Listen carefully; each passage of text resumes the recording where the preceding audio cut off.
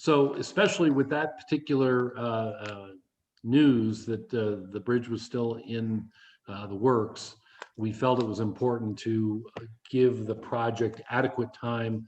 And Jesse, thank you very much for bringing everybody back to make the presentation. And I'll turn it over to you, you and Catherine, to take us back through it. Thank you, Bill.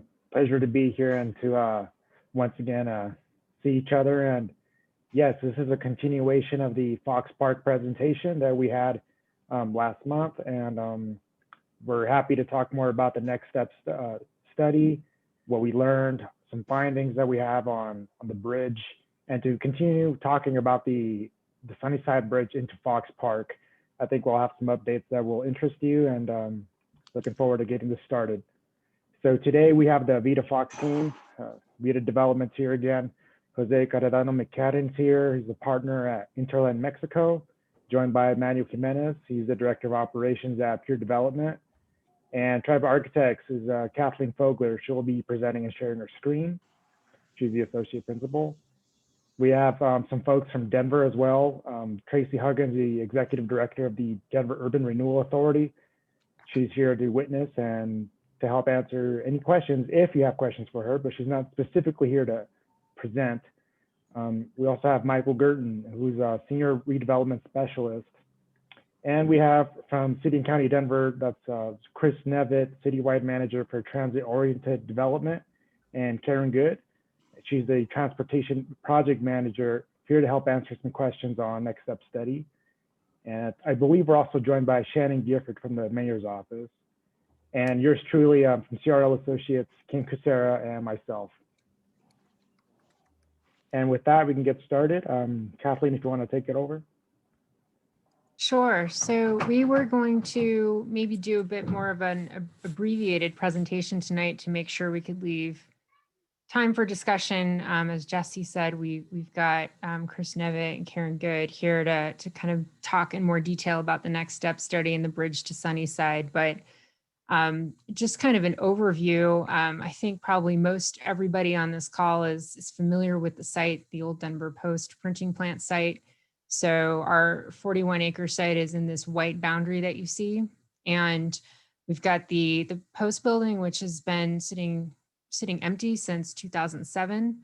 And as you guys know, it's very prominent, very well located, adjacent to transit, but is very much in need of kind of repositioning and redevelopment and some new connections to the neighborhood. So a lot of the intent of this project is really about how do we reconnect the neighborhood by introducing street grid connections that extend the existing neighborhood street grid. How do we create connections that get people down to the transit station? And how do we actually get a connection going west over to Sunnyside, which I know you all had questions about last time.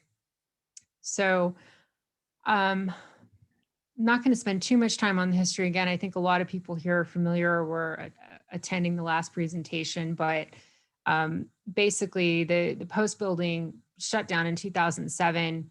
It's been sitting empty. In 2016, between 2016 and 2018, there was a rezoning and a couple metro districts that were created where the site was zoned up to CMX 12 primarily, with some additional CRX 12 and CRX 8 to make sure that there would be residential on site.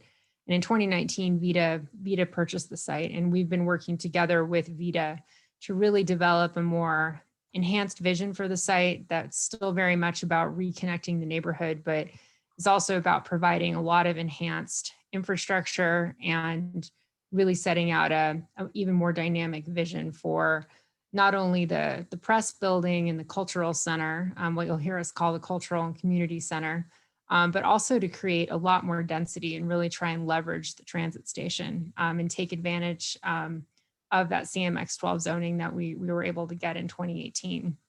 So what you're seeing here is, just to orient you, This is the post building, the sort of repurposed post building. And this is Fox Street, which we've extended north kind of right into the heart of the project, along with really important connections on Galapago Street, Huron Street, all of which provide some nice north-south connections to the transit station.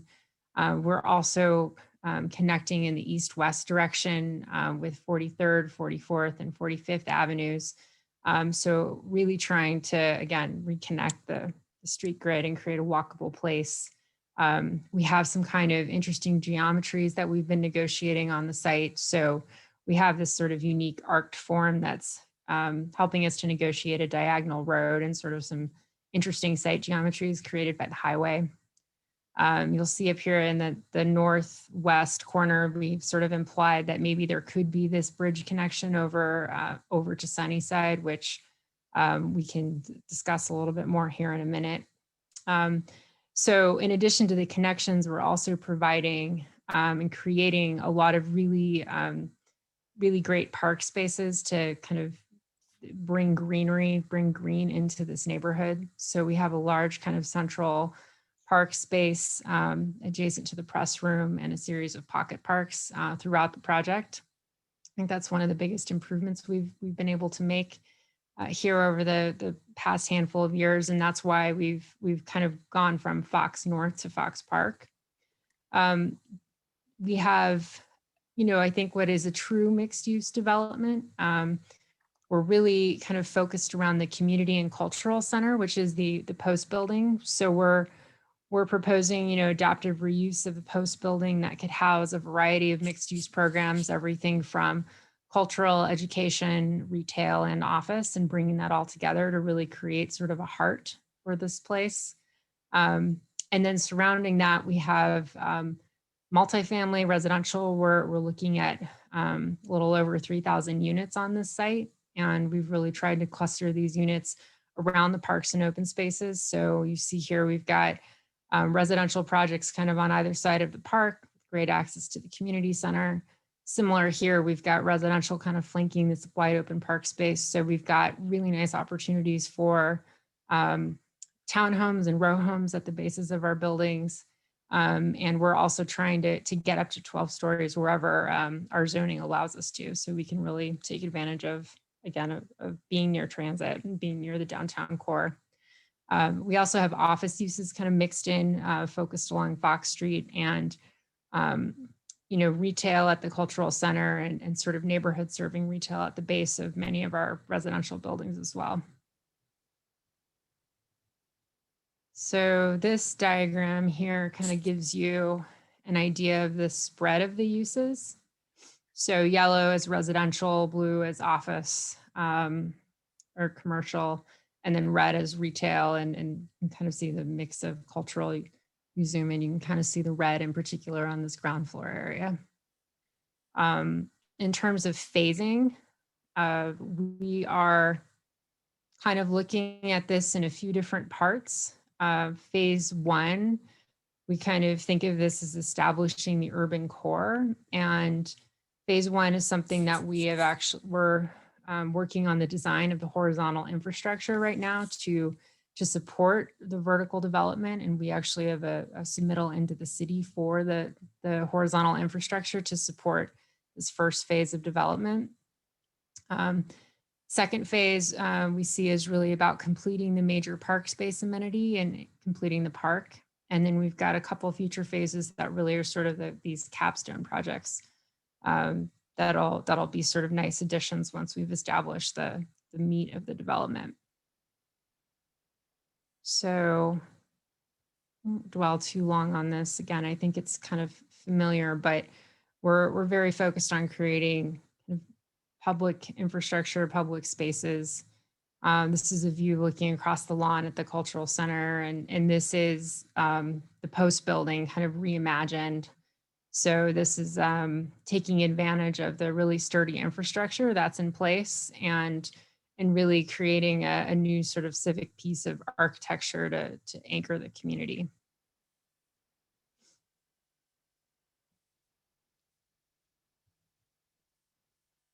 So as I mentioned, there's a mix of uses, and this starts to give you just a little bit more of an idea of what that mix looks like. We're thinking about a kind of international cultural pavilion here, looking at Fox Square, series of retail, um, creative office spaces above, rooftop terraces that really take advantage of the views towards the mountain and the city. We're looking at a hotel. We're looking also at sort of educational uses here in this north warehouse. The other thing, you see this kind of term arts center here, where we've got a theater here that would have both indoor and outdoor performance spaces as well. So a real mix of variety of uses that again could really serve the community and hopefully create jobs as well. So let's dwell too much on this. If you guys have been out there recently, we know the building is sitting empty, and really one of our main goals is to clean up the site and to create something great for the neighborhood. Right. So I think we spent quite a bit of time on this image last time, and Chris and Karen, this is what the city has on their website right now as kind of the most current image of the kind of the menu of improvements that could be made per the next steps study. And as we talked about last time, right now in our application for TIF, we've proposed to fund 3 of these improvements.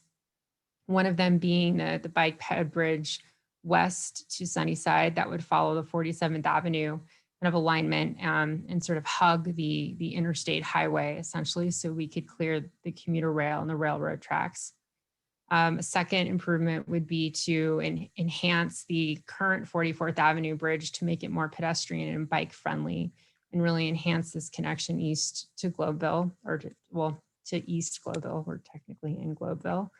And the third connection would be kind of a southern connection where we actually work to reinforce this north-south Huron corridor by building a bridge over 38th Avenue that would then connect south to the river and provide a similar kind of trail amenity, similar to like what Inca Street is right now to the Sunnyside neighborhood, but provide a second really vital connection southward to the South Platte and over to downtown, which connect to downtown and Rhino. The other nice thing about this bridge too is it also starts to address some kind of safety and access and ingress issues. So we can maybe pause here and see what questions you have, or Chris or Karen, if you'd like to add anything to the study or give us an update on what the status is. I know you guys are working to kind of get the document completed and formally issued is how we've understood it. That is correct, and thank you. I brought the show up on my screen in case we wanted to pull it up, but you had it, so thanks much. Okay. That is well stated. This is a feasibility or next step study, I should say, and so it's really highlighting what is feasible and not feasible. We did not go through detailed design, so there are with anything in here, additional design would need to be completed to really understand how, let's say, a bike ped bridge over 38th would look, and how, how that design would actually land, where your takeoff and landing would exactly be and what have you. But that is well stated in that these are all identified as potential improvements in the area.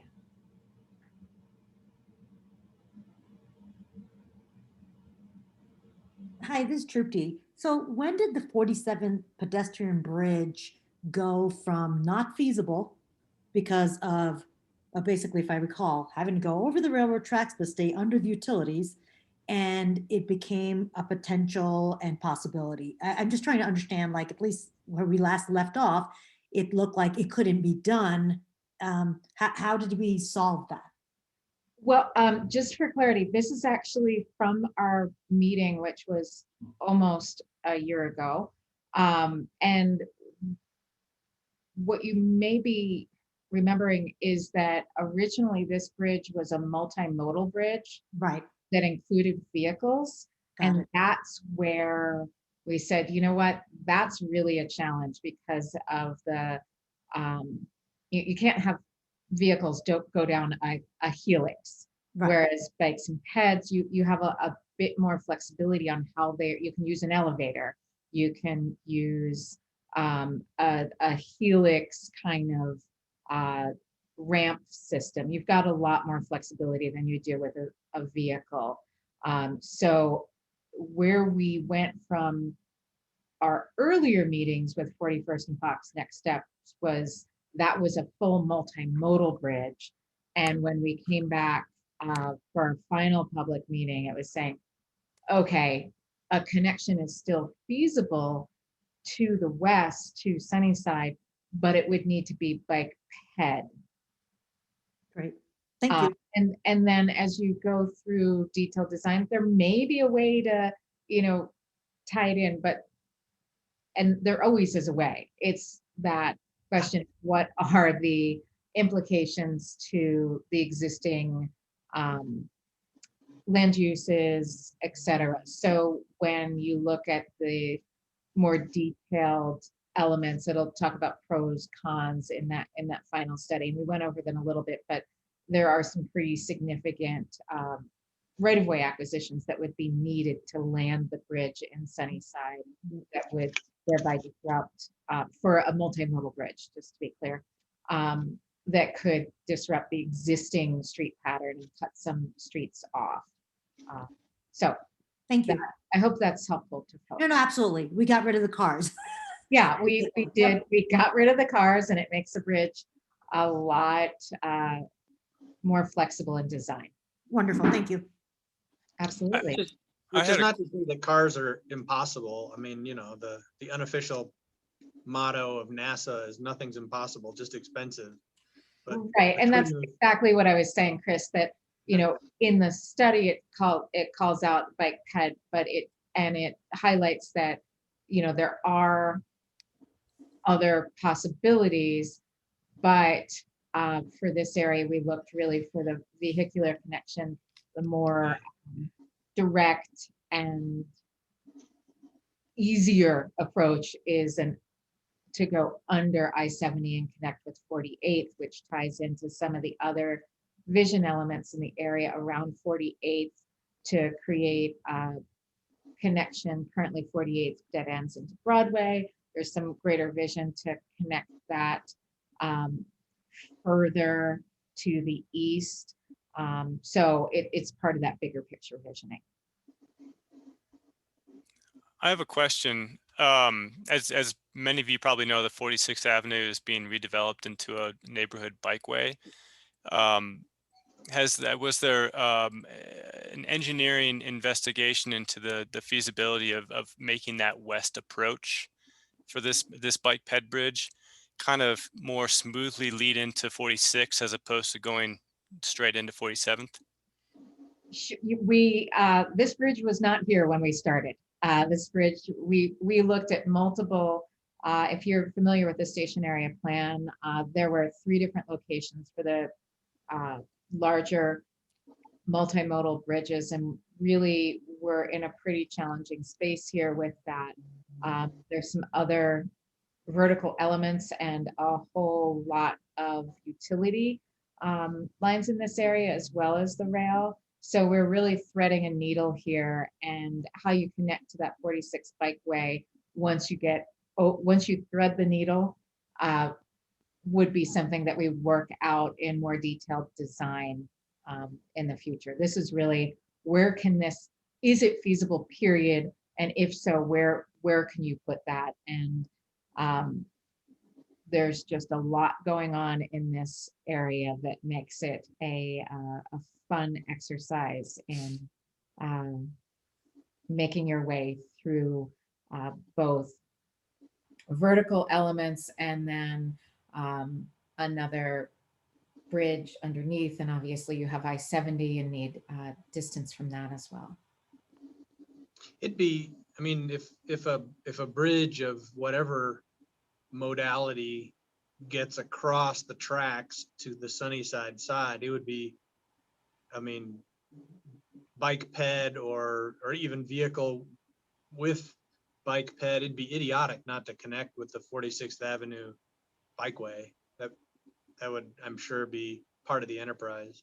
Right, and we're just not, this was a very high level study, Yeah. so wasn't Yeah. looking at that level of design, and that's something, that should this move forward, obviously would be a big part of the picture, how it connects to the network, both on either side of the rail, both east and west. So Karen and Chris, what is the process going forward to determine if the bridge does get included, and if so, exactly how? And I ask that question in part because I'm sure you're familiar with the fact that Sunnyside is part of the next wave of neighborhood planning initiatives. So as we get into that in the next 45 days or so, certainly incorporating a bridge in our planning is something that we would want to do. And I don't think there's going to be much opposition to this idea. I think most people in Sunnyside are going to embrace and be very excited about a bridge. So the other part of the question would be, how can we help? How can we weigh in?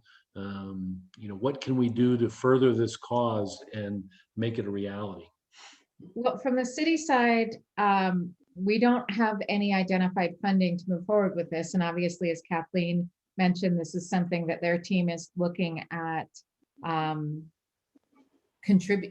having part of their package related to that TIF funding. So it's really that's the game in town for making this happen at this juncture. And obviously the neighborhood planning initiative and the planning efforts can look at that as well and incorporating that into the vision for the area. But the neighborhood planning efforts do not have funding for design per se, and we don't have any identified funding for the infrastructure projects identified, with the exception of the bond funding for sidewalk improvements along 44th, both on the east and west side of I-25. So that includes the sort of goat trail going down and connecting directly to 44th from the bridge down to 44th and Garden Place Elementary, and making that more, thank you, Kathleen, making that a set of stairs and improving the walkway there, as well as sidewalk improvements on the west side of 25, connecting along 44th. So those are in progress currently, and will be going out as the design moves forward. We'll be going out to the public to talk a little bit more about that. But the rest of the things, the city doesn't have funding to move design forward on any of those pieces. So it's really joining this conversation that the team is having about what they would like to support. And Chris, I'll Yeah, there. if you can let me, Karen, chime in just a little bit about how we as the owners of the property have been involved. I think it'll be a little bit more clear is we know there's a need or an idea to connect, and we were based on the next step study, and now there's new things coming on. We totally agree. This next step study is linked to connectivity, but it's also linked to an important section that is referred to as trips and trip count. So we are playing that angle also. And at the end of the day, I don't know how much you guys know about this next step study and the trip situation that it also involved. And that's one of the issues that detonated this next step study. So basically, since the beginning, and you could see it, we have a pretty significant and strategic property for what is called the Fox Island. And we decided to just cooperate. So whether it be in this section or in another section, our intent is through the TIF we would generate and the TIF we would be eligible to use, we are totally open for that TIF, or a significant part of that TIF, to be used for the connectivity aspects of the island and the surrounding areas. So it's not set in stone. We know that it could happen. Right now, what is this is based on is a next step study that took probably, correct me, Chris and Karen, I was there since the beginning. It started the summer of, or a little bit before the summer of 2019, ended up around right before the winter of 2020. So it was a very diligent and well put together process. And that's why we were including these improvements in our TIF application and part of the master plan and connectivity of the master plan. Yeah, I'd just add that this is really a five-way collaboration. So it's the neighbor. I wonder if I have the right number. It's the neighborhood, collaborating and being in communication with FoxPark about their plans and what you guys want to see, and then together collaborating with the neighborhood planning initiative, and then also collaborating with the Urban Renewal Authority, because the Urban Renewal Authority is figuring out what's the whole package for TIF and what are the uses to which the tax increment that comes off this site can be applied to. And then who's the fifth? Well, maybe back to the city on the infrastructure side. How can different infrastructure ideas actually be executed? And we've gotten in trouble on that count before. If you recall, the original station area plan, which had lots of community participation and people were excited about, yeah, that's what we want to see.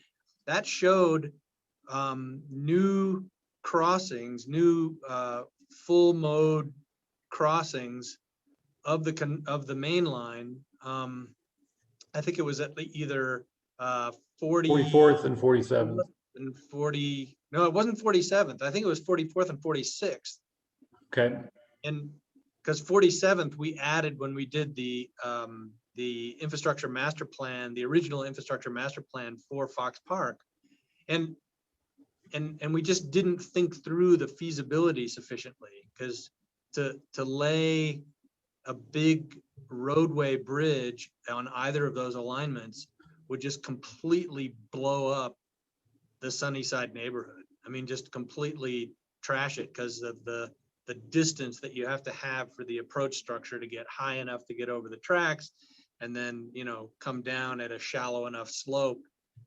And that's why we ended up with something at 47th, which did much less sort of potential violence to the Sunnyside neighborhood, and fit better with the FoxPark development plan. So you asked, how can we make sure something like this happens?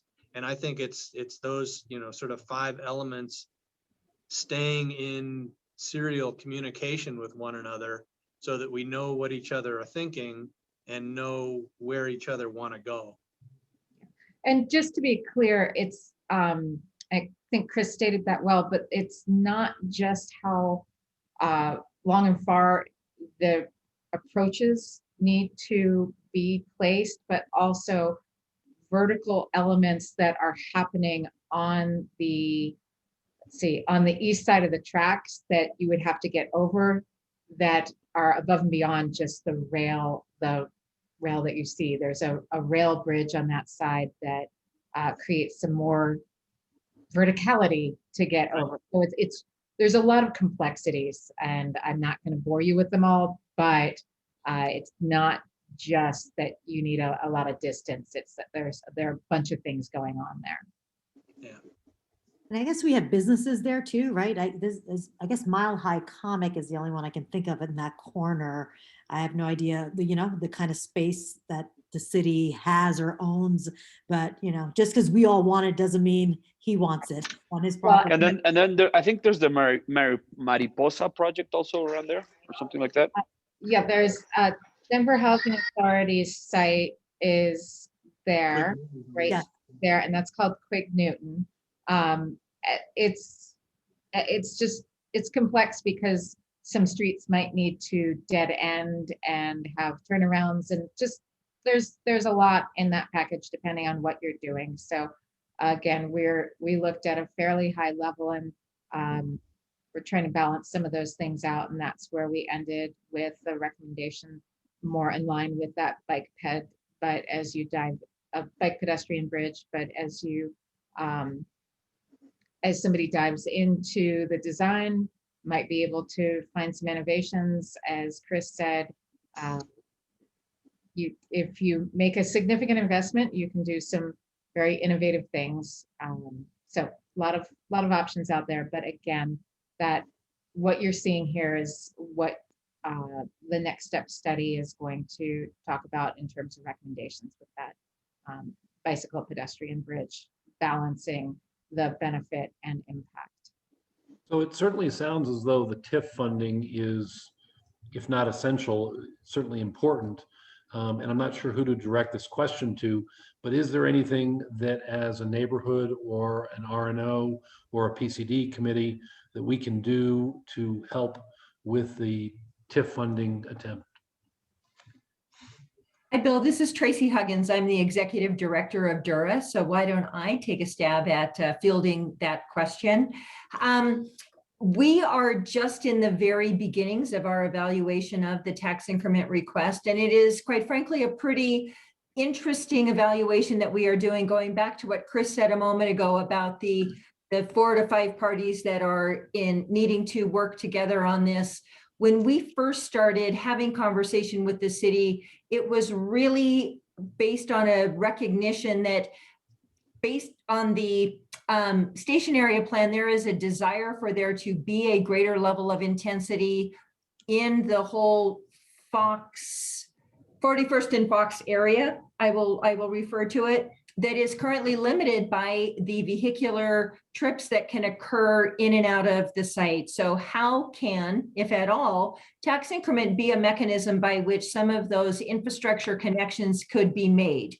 At the same time, then, we have a tremendous opportunity with the FoxPark development specifically to advance some of the development that was envisioned as part of that station area plan. And they themselves may need some assistance in order to make the project as it has been currently envisioned financially feasible. And so how can and should the tax increment be considered to both support the development, because absent development, there is no incremental taxes from which to be used for any other source, laid up against how does this development further advance that outcome of enhanced vehicular connections to allow for greater trip capacity in and out of the area, to allow for there to be a greater realization of that station area plan.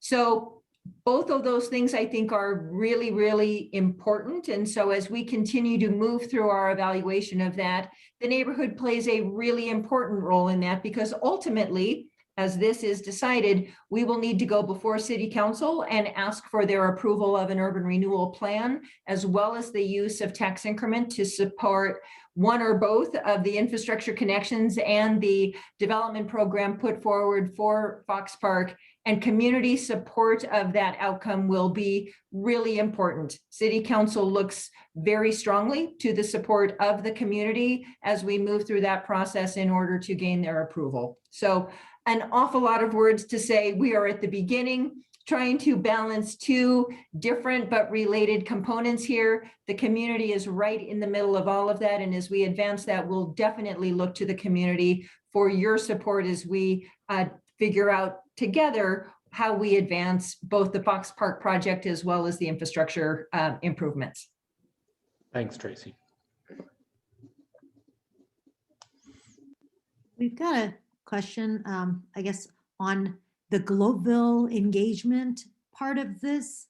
because, and I actually got an email from someone in Gloveville about this project, and they were just saying that they don't feel like they were being engaged, and somebody else, someone different on here has also put into the chat about engaging Gloveville. So if Kim, if you're the right person, if you want to just Yeah, share. I was about to say Kim is the right person. Before we had your call, the call with you guys, we were with the GES coalition.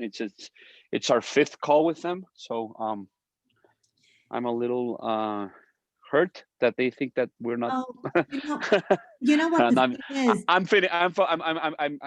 like to joke. I'm sorry. Oh no, No, but no. there is something over there, which is there's like 4 or 5 different Yeah. neighborhood Yeah, we're with organizations. Global First and GES, but being a little bit more serious on that side, I'm sorry, because we just got off of a call with them that lasted a lot, and the good thing is we can speak in Spanish with a lot of them, and Right.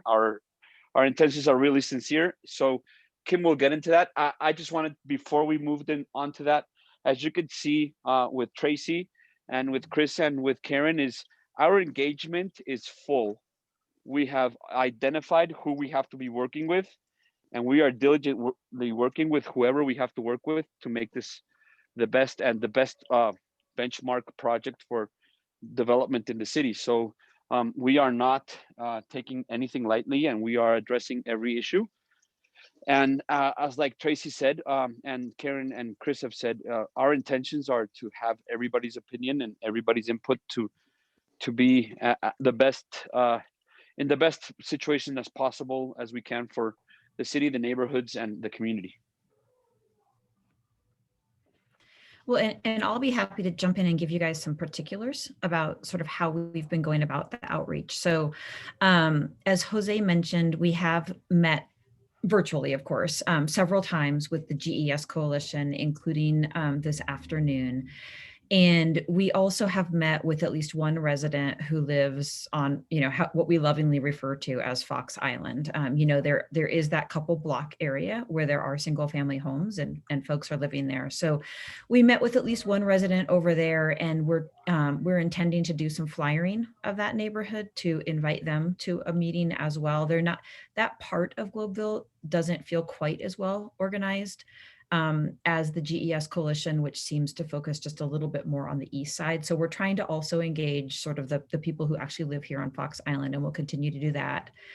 And then there's also the RNO Globeville First, who organized to really sort of talk a lot about Globeville. We've talked with Gail, who's their RNO president. She's trying to get us some dates next week where we could go and speak with them more directly as well. And Trupti, you had asked last time sort of, what are we hearing from other communities? And as we're engaging those folks, what we've heard most from the GES Coalition is about affordable housing. We agreed on our last call that when we meet with them again, we'll come back to them with some ideas. They've given us some feedback. They're focused on sort of some lower AMI units, preferably bigger units.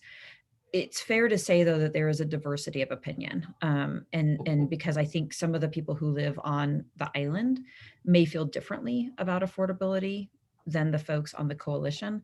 So we're going to work really hard to see how we can be responsive to what all sorts of folks want us to do.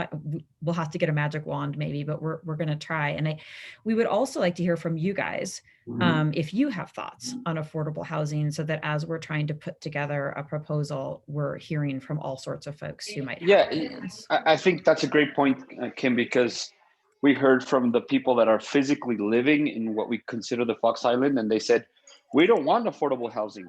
We want this neighborhood to flourish and have people here because we're scared of walking in the neighborhood, and we're scared to live alone, and we want this neighborhood to be a nice neighborhood.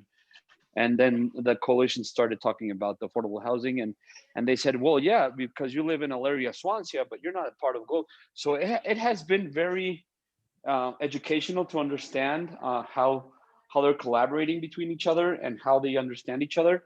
And we want to approach this like an onion and peel back the layers of what is close to us. And we identify the people in the island and Sunnyside as our immediate neighbors, and we should worry about what they want and what they need first, and then we can start talking about other people, because that's the immediate affection influence we'll have.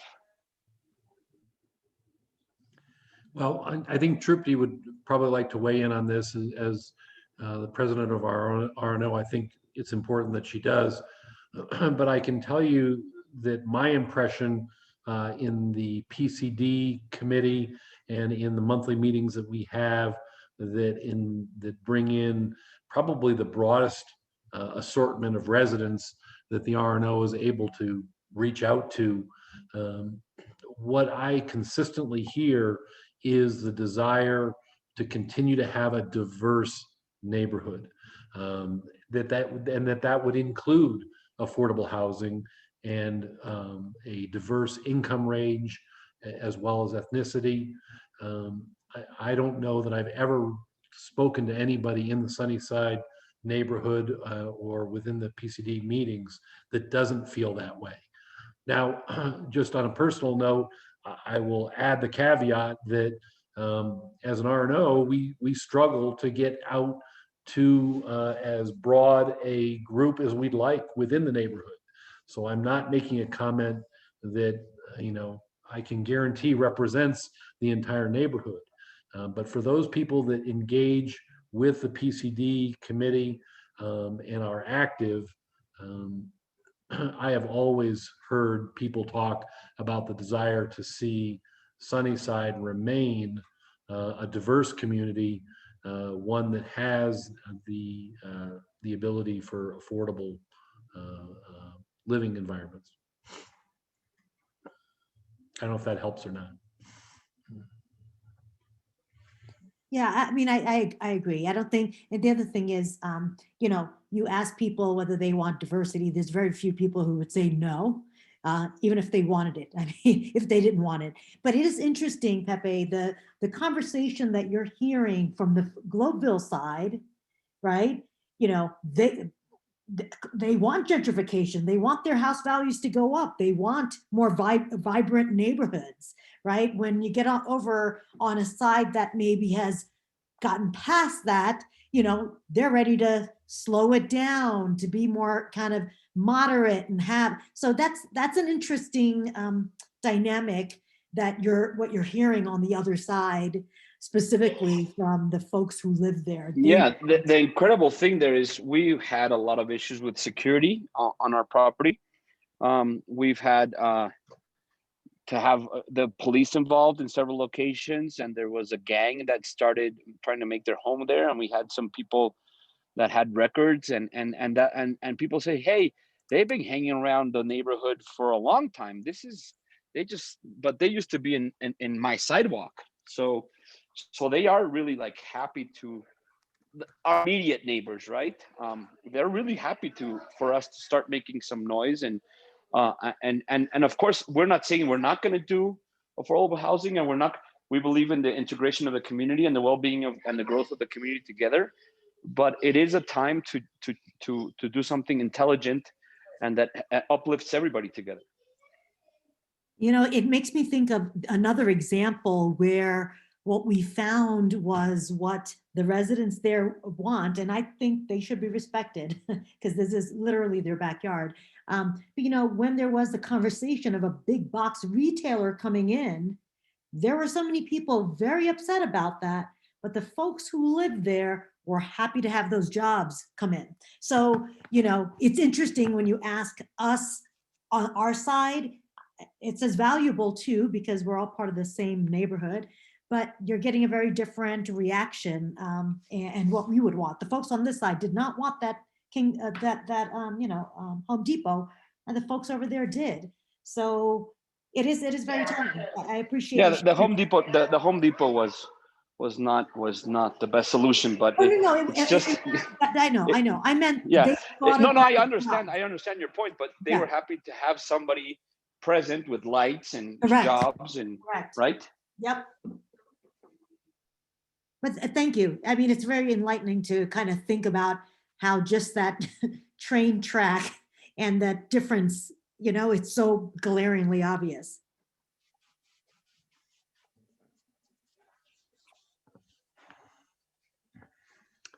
Anybody that hasn't contributed or had questions, anybody else want to chime in here?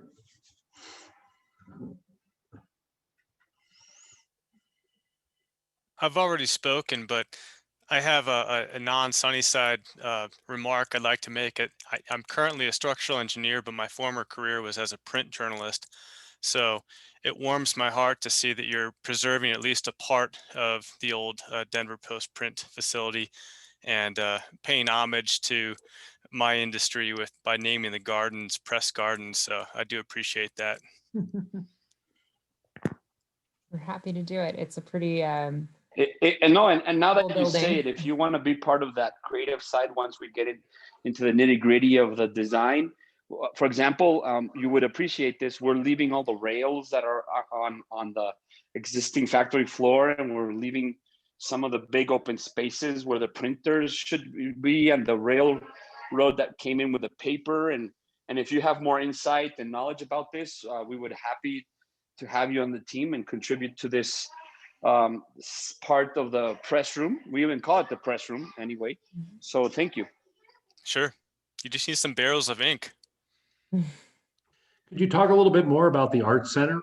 It's, to some degree, it's understandable with offices and condos and apartments. You can understand from a capitalistic perspective, how those are going to get paid for. But what's the thought process in terms of ownership and capital requirements, and what are you envisioning for the Art Center, and how realistic is it? So let me give you we are into land development, and sometimes land needs oceanfront property, sometimes it needs a golf course, sometimes it needs the mountains, sometimes it needs a lake.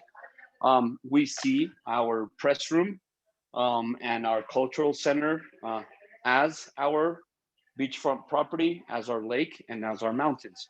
So we will always manage, own, and administrate that part. We are firm believers in culture, performing arts, and art in general. So we want to activate this area with concerts, with art, with makerspace that artists from all over the country, the city, the state, and the world come here and work and show off their things. We want to create an international pavilion where it could be as national or as local as somebody from the neighborhood making an exposition of their art, but bringing somebody from Belgium for a month, and Belgium being our key exposition for a month, and bringing their culture, their food, like the world fairs, something like that. We are almost ready to announce a partnership that we're making with somebody that knows how to really operate this and bring this to life, not only in the emotional, cultural side and performance side, but also in the business side of things. And we will always be in charge of running this because and having an important ownership of this, because this is our lake, this is our golf course, this is our beachfront. We will always be in charge of the parks, of the green spaces, and the areas where you interact with human beings and with entertainment, and education, and culture. We are also very close into bringing four programs of a high education institution here. We will also be ready to announce this in March and April. They will bring 4 other programs, and also lifelong learning programs and programs for kids. Also, we are thinking about in Mexico, we have the track record of we love to do family clubs and areas where there will be sports and entertainment, and places where the kids can go have karate lessons, ballet lessons. You can take yoga, and it's all there in the same place. Like I always tell the team, is we have to make enough money just to keep the lights on and everybody excited. We have 3 goals. One of them is I have this goal for the whole team, and I always tell them that by next summer, I want to come up to somebody in Denver and say, do you know what FoxPark is? And do you know where FoxPark is? And I hope that can answer, that we can make that final push so everybody can answer those two questions. But at the same time, we want to, once we are fully engaged and under construction, which we will start, we have the confidence and we have the money to start the kickoff of that cultural center and the infrastructure between late spring and early fall of this year. That is that early of being able to, in a year, let's do something. Well, yeah, let's go see what's happening in FoxPark.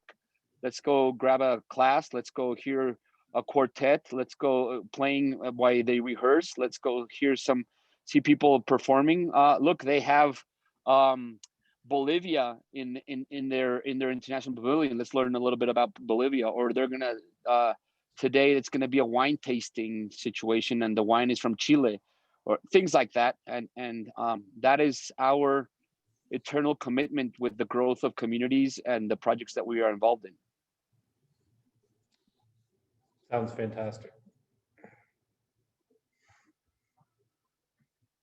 Sorry I talk too much, but I get very excited.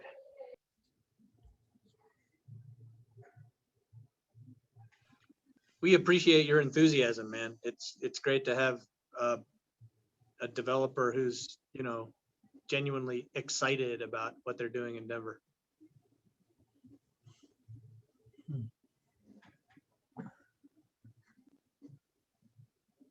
Yep, I'm happy to live here and be part of the community also. Well, Kathleen, I'm a little bit surprised we seem to have a bashful audience tonight. There any parts of the presentation that you haven't been through that you'd like to get a chance to go through? No, I think we went through it all at the beginning. I think we're kind of happy to field any more questions anyone might have. But this is what happens, right? You give enough time and, and we're flying through it. But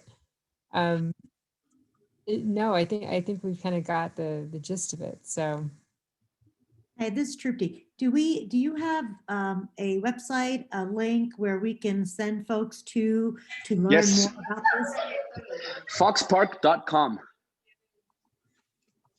Maybe, Trupti, that was a great question, and maybe I can add on to it and ask, when will there be more publicity? This seems as though the current status is fairly quiet right now. Yes. When Wait for, that I think, profile?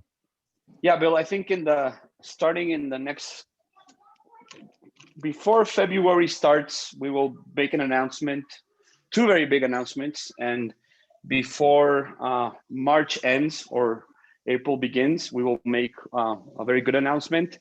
And then after that, every 2 or 3 weeks, we will start having very big announcements.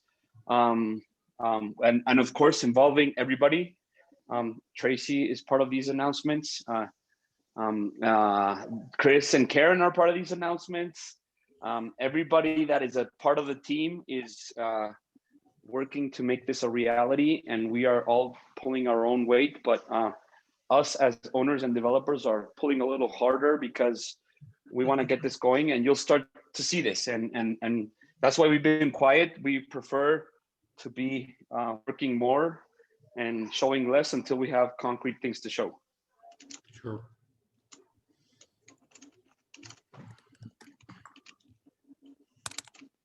Well, and I would just ask how you guys want to continue, how you would like us to continue the conversation with you.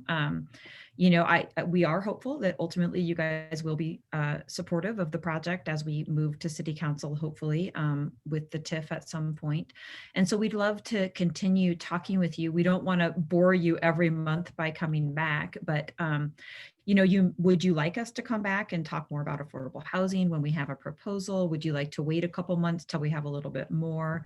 We'll just let you don't have to answer it now, but we'll just let you guys come back to us and let us know when you'd like us to come back, or if we have a big announcement, we'll make sure you guys know about it too. So we just want you to know we plan for this to be more of a dialogue than just these 2 meetings. We don't anticipate that we'll go away just yet. Yeah, Kim, I think I can comment because I think there's really two avenues for that. The first one is, on some kind of regular basis, having you on our PCD agenda. I don't, as you say, that doesn't need to be every month. Maybe it's once a quarter, or maybe it's every 4 months, something of that sort. And it doesn't necessarily have to be for a whole hour either. Maybe it's just a 20-minute update. And I think if you feel as though you have reached a point where you're looking for some feedback, or there's been something tangible relative to the bridge to Sunnyside, don't be bashful about coming back and asking us if you can get on the agenda. So that's one path. The other path, where I think we'll probably be pretty proactive, because I think this is very important, is as we get involved in the neighborhood planning initiative. Frankly, we don't know exactly what that process is going to look like, because the city manages that process. We certainly are going to be as engaged as we possibly can. And I know we'll have, some input as to how that progresses, but it is the city's process. So we're eager to see how that develops. But if in that process, talking about the connection to FoxPark, starts to pop up, we will not hesitate to engage, with you and ask for your involvement. Does that sound right, Trupti and James? Phil?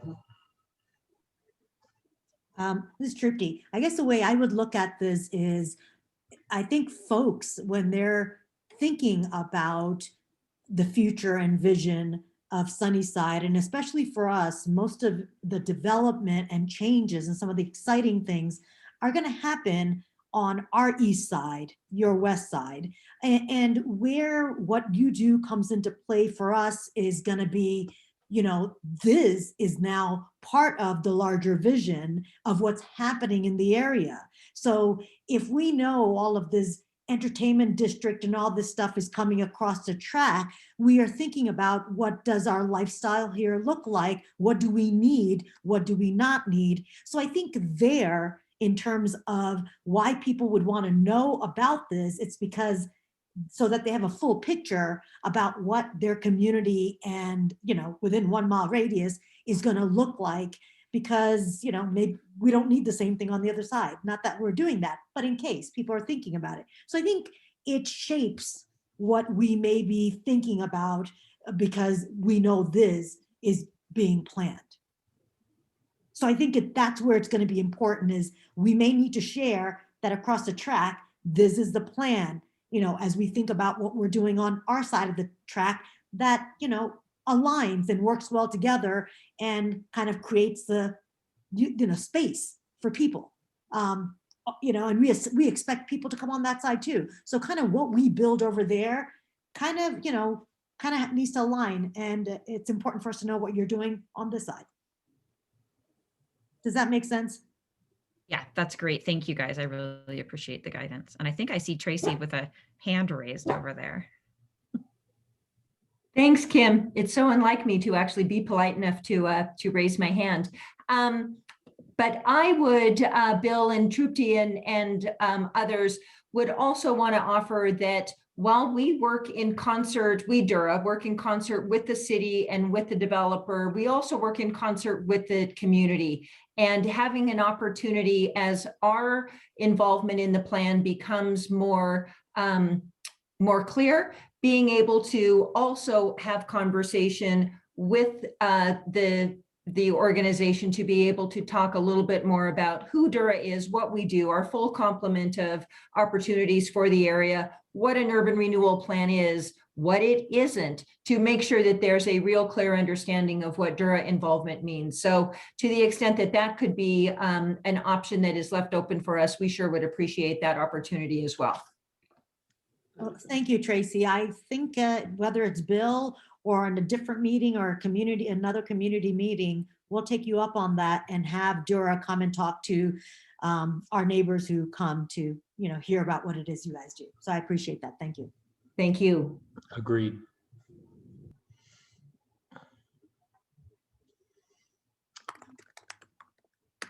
Any other questions, comments? We're not usually this bashful. I was like, are we in the right meeting? Well, I got one more, I think. Do we, and I apologize if this was covered, especially if it was covered on the first meeting where I didn't make. What's the timing on the phases? I know you talked about the first phase and kind of the art, cultural center, working on it, but what's the timing? A year, a 2 year each phase? Yeah, so 1A, 1B are between spring and fall of next year, start of construction. And you can calculate between 22 and 30 months of completion. This is a lot of construction. Yeah. That where you see that little hand there, the yellow, those are 580 units, which Okay. we are starting. And then to 1A is all of the press room and the cultural center, which is a total of 600,000 square feet of mixed use, except residential. And then the blue thing in 1B, the blue little square there, that would be the latest introduction, because that's a build to suit, probably a spec build to suit office. Even if everybody thinks the office is a little slow, people want to get back to their offices, and we are starting to have calls from people from the West that are tired of California that want to come here. So that can activate really fast. Then phase 2 is probably, we call them phases, but they're not phases in time. They're phases in results. And the results are based on absorption and speed of construction and delivery. So as you can see, the basic use of phase 2 is residential. So that's like an introduction of another 900 units, more or less, or a little bit more. Correct me if I'm wrong, Kathleen. I hope it's more. No, I'm just kidding. It could be a little more, or plus Yeah, or minus. no, but so that's, we are, once we have the cultural and press room active, we would really want to activate this area to turn into a community and a neighborhood, and the only way you can do it is with people living there, right? So this is key. And then phases 3 and 4 are phases that we are leaving for more of a less of a, let's see what happens, let's see how it feels. We're not in a hurry. These are more of iconic parts of the development, because one is right now up to I-70, and the other one is the southernmost point of the property and has the most proximity to the station and the views to downtown. So those we will really think about, and probably we'll visit a lot of times of what we're going to end up doing there. But I can tell you that phase 1, starting late spring, early fall, between 22 and 30 months. And then phase 2, I could say with a lot of ease that we could be talking about between 2023 and 2025 that would be completed. And probably some sections of phase 3 and 4 could be activated during those areas, but we're not in a rush. And just so I'm clear, you said phase 1, you said next year. So do you mean 2022 that to start? Sorry. My mind played the trick on me. And then I thought it was still in 2020. Okay. This is spring 2021. Okay, thank you. That's what I thought. Okay. We would start infrastructure. It's not like you will see a sign that, hey, this building is going up. We would start infrastructure. We would start demolition, moving some dirt around.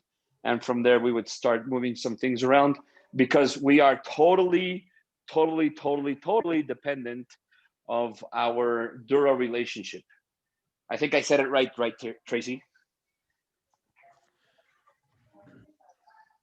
You did, and I just need to put out there that that time horizon is not achievable by us. So we need to make sure we understand what that process is in order for us to get city council approval. So let's all aim for as soon as we can in 2021. Right, because wouldn't we need some of the TIF pieces done because of infrastructure before the breaking of the ground of phase one? Okay, that's what I thought. Okay, thank you.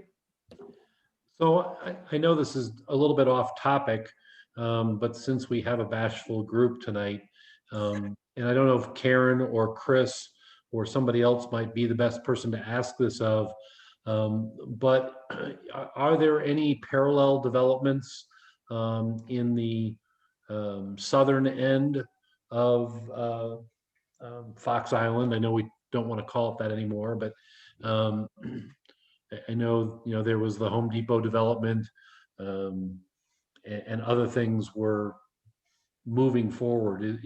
Is there been any developments that are worth commenting or giving us an update on? So, Chris, do you want me to pull up the tracker, if you will? No, that's okay. Okay. Yeah, there's been a fair amount of activity down there. There's 3 projects that are in the works currently.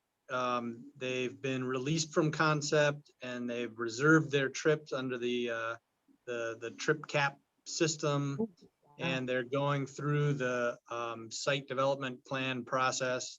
Actually, 2 of them have to go through an infrastructure master plan process. So you remember the old Home Depot project, right? Of course.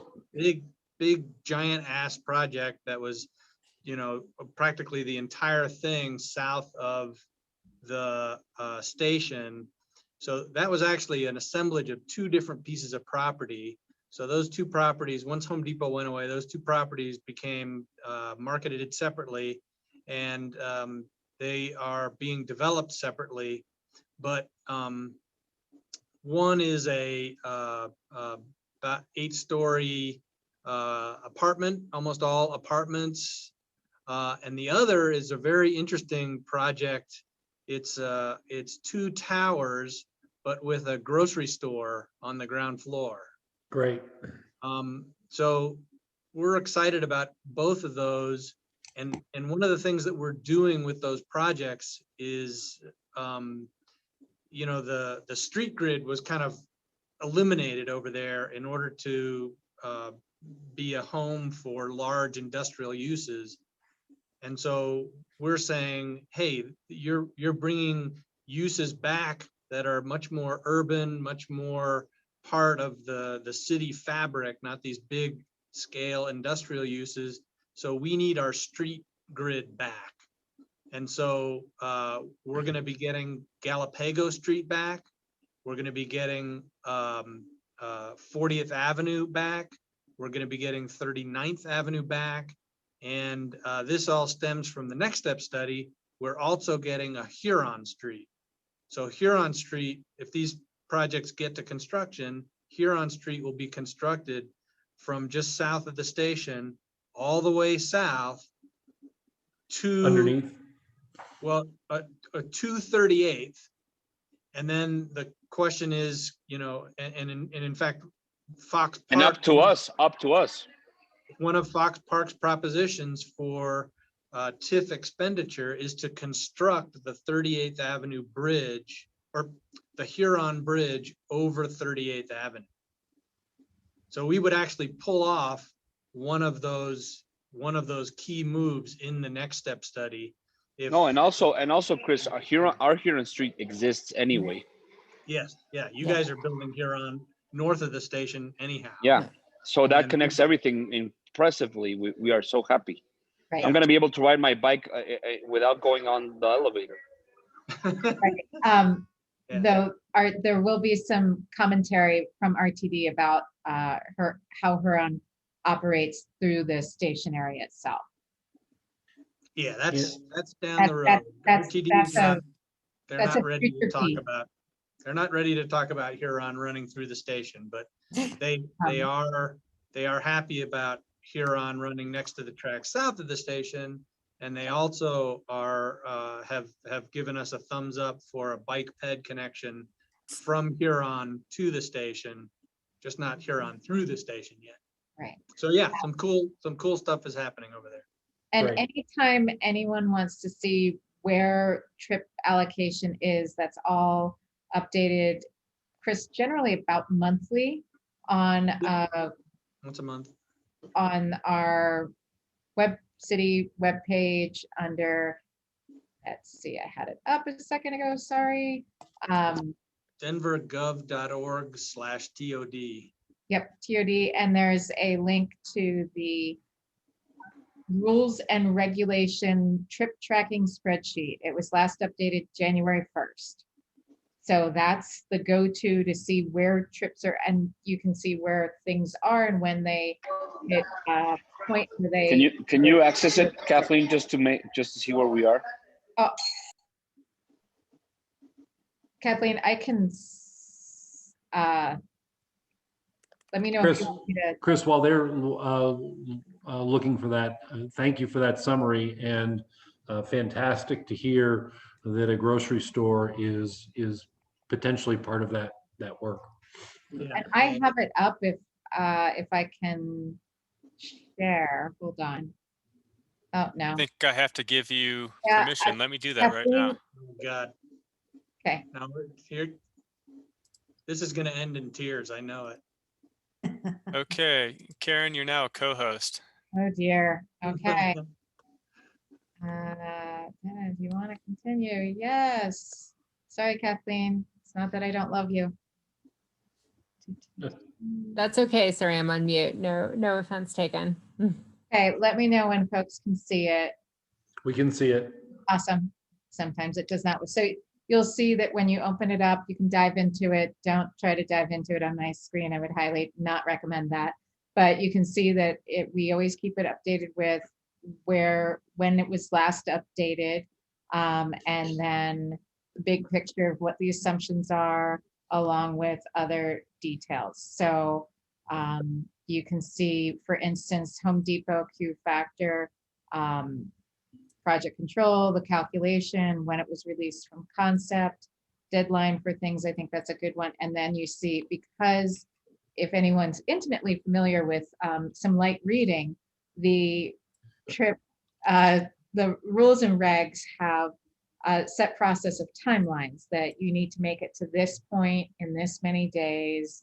You need to make it to this point in this many days. And that's where you see this concept, release from concept, reserve, deadline, submittal, blah, blah, blah, blah, blah. If you don't do something, your trips that were reserved in this process go bye-bye, hence failed. And then other projects that continue moving forward. This is Fox Ironworks, which many of you may be familiar with, you know. You're familiar with that one. Yeah, keeps going. So that's just big picture. If you ever need some light reading, Where are we? not sleep, Where are we there, Karen? you are down, and I didn't want to go into, How many trips we have? yeah, so here you go. So I would not, again, I would not recommend diving into this in detail by my shared screen, but just for folks to be aware of where it is. And I'm sorry you brought it up at all. I just think it's so complicated. It is complicated, but I think some of the folks on this call in particular like to dive into the details and have some of the background information. And this is where you can kind of fish for yourself. It doesn't answer everything, but it gives you an idea of what we have, and Yeah, we're an open book. and it's helpful. And then if the rules and regs are in the same space, you can go there. Again, I found it very helpful. If I ever can't sleep, I can pull up some different rules and regs and policy documents. Count trips. The heck with sheep, you count trips. Exactly. So there you go. Thank you very much. Yeah, absolutely. Is that Johanna? Hey, Johanna. Hi, sorry I was on mute. Good to see you. Nice to see you. So we've got another 10, 12 minutes. Any other questions for the group? From the group for the experts? Hey, this is Ramon, new joining the group, but longtime Sunnyside resident. Thank you for putting this all together. It's very informative. I was just curious, since there's new housing building or housing units going up, what is the level of engagement with Denver Public Schools? DPS is a what's the right word? A reviewer for all projects that come through the city. So, you know, every project gets reviewed by all the internal disciplines like wastewater and transportation and housing, et cetera. But Denver Public Schools is also a reviewer on all our projects. And so they get involved in particularly big ones. I don't know if has DPS talked to FoxPark? Have you guys had conversations with them? Have they weighed in at all? During our rezoning process, we had conversations with them, but I see Tracy has unmuted because Dura will also interact with DPS.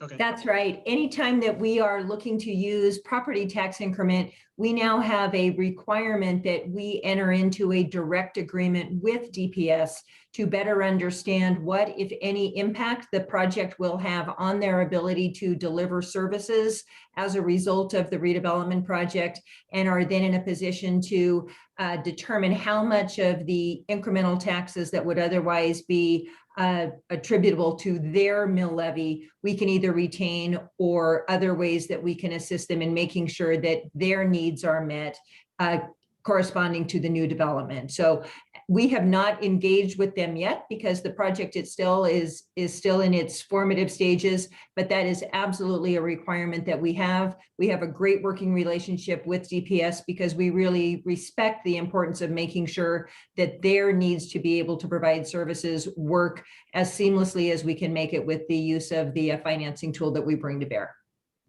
Awesome. Great. Thank you for the insight.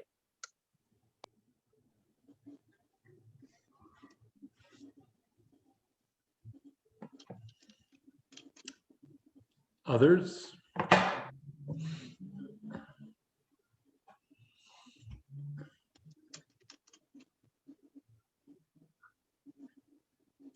Well, if there aren't any other questions or comments, Jesse, Jose, if anybody has any closing comments, I'd invite you to make them. But from Sunnyside's perspective, I just want to reiterate our desire to engage and support what you're doing. It's very exciting to see a project like this really coming alive so close to our neighborhood, and extremely exciting to see the bridge still being a potential and actually being part of the effort from a TIF perspective. So I very much appreciate all of you making time last month and this month. And the timing couldn't be better from our perspective because it ties in perfectly with the neighborhood planning initiative that we're going to get started with. Yeah, I think say thank you to you guys for your time and making this happen for us. The most important thing is the enthusiasm that we want to transmit to everybody. I know sometimes timing, you have to be patient. It's something I have learned in my young years of being a developer. Sometimes you can't work against all the things that you're moving, but hopefully we are doing things right. We will never step above or over somebody that we shouldn't, and we are making the best team as possible. As you can see, Dura, CRL, all our Renaults, the island, the city, Triba, all our consultants are in sync. and we just have to get here to make this place an incredible place. And appreciate everybody that's on the call, appreciate everybody that's working for us in this common goal. And let's be there together when we break ground on this, and make the very, very, very, very, very, very happy and aggressive dates that I told you guys before reality.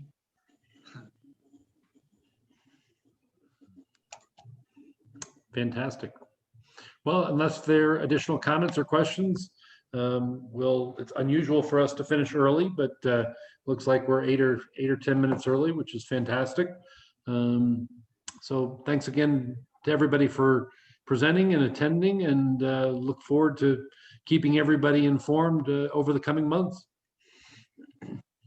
Thanks, Bill. Thank you guys. you. Thanks for being Thanks, engaged. everyone. Having us. Take care. Thank you. Bye.